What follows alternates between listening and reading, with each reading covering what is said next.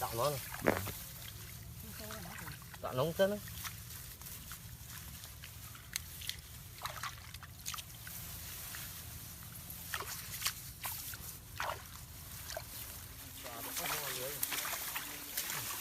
Tôi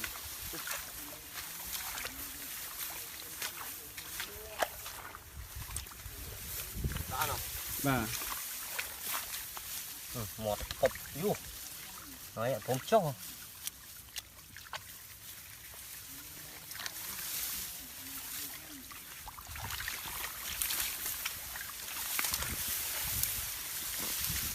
Nó nhận nhật này. Lấy vô thầy. Một bực hơn.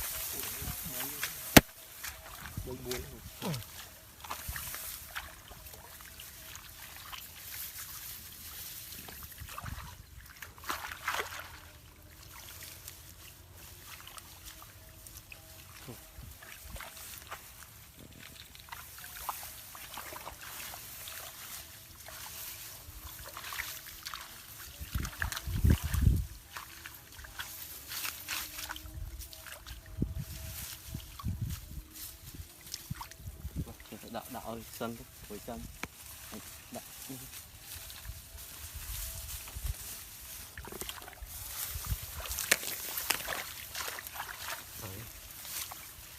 Ở cái chỗ này đấy.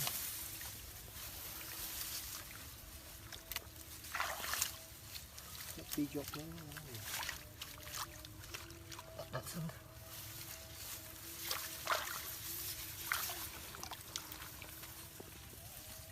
Cái đó rồi.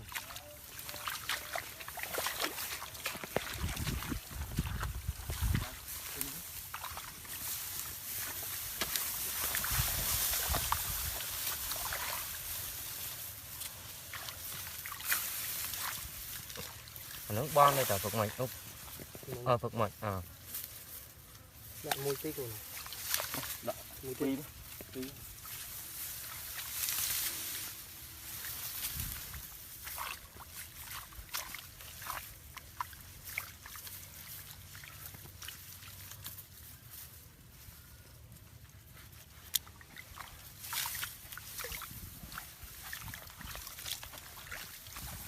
Thôi. Rồi mà buồn thèm đi.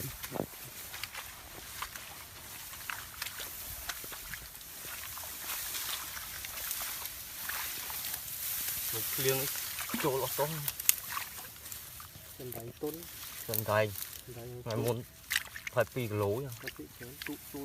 Mà liếc pi bay.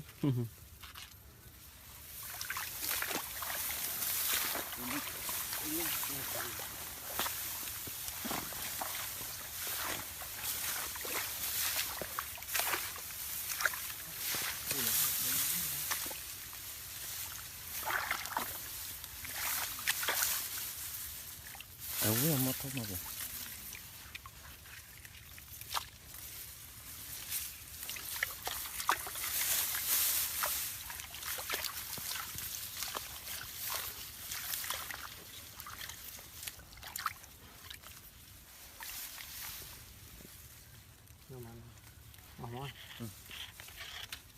tầm lưu tiếp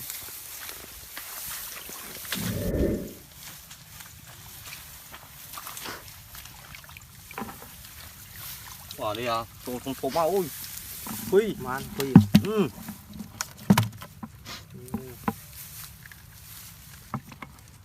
thời cú xóm mà tại thời dân tiếc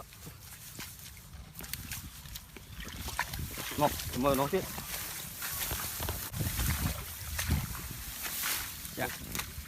như nó rồi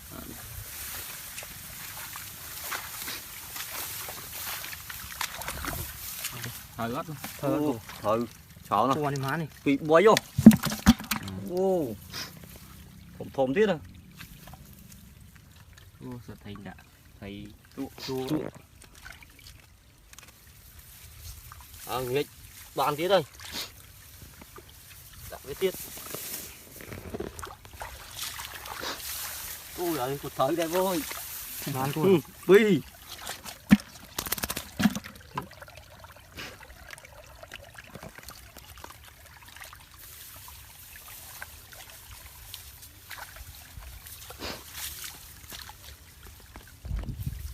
lấy mình lên cái bán đấy cô ó bàn đó nó vậy man chạy dư rồi và bi quỷ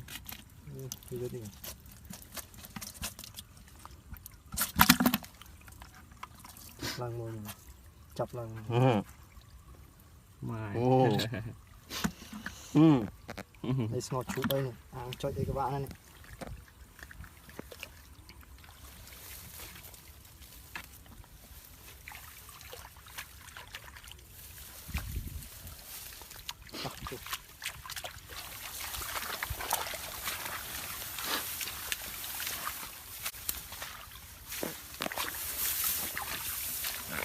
ở đây cột thời đấy man chua nào bói vô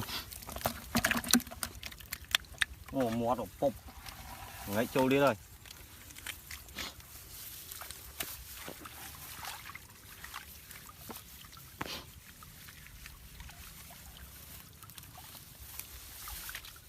đi qua đi chỗ man của muối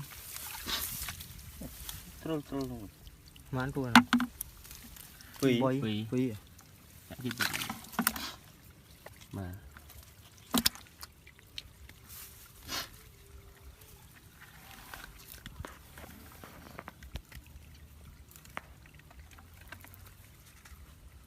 nó lên rồi một cái quang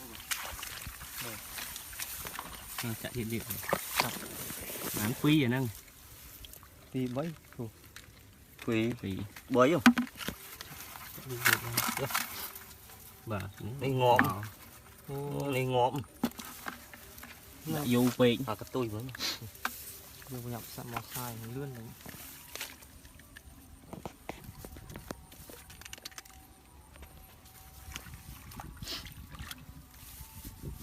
tọc lên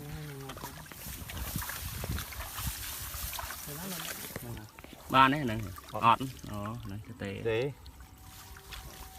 là mà phi chưa mỗi lúc ọt đáy nha rồi phi thôi nghe không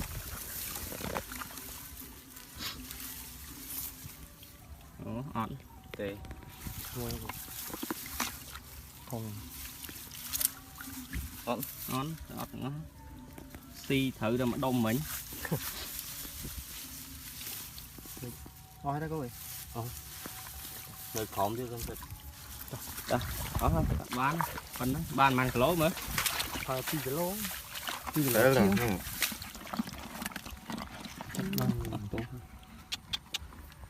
bán nó nha mồm mà hộp nghịch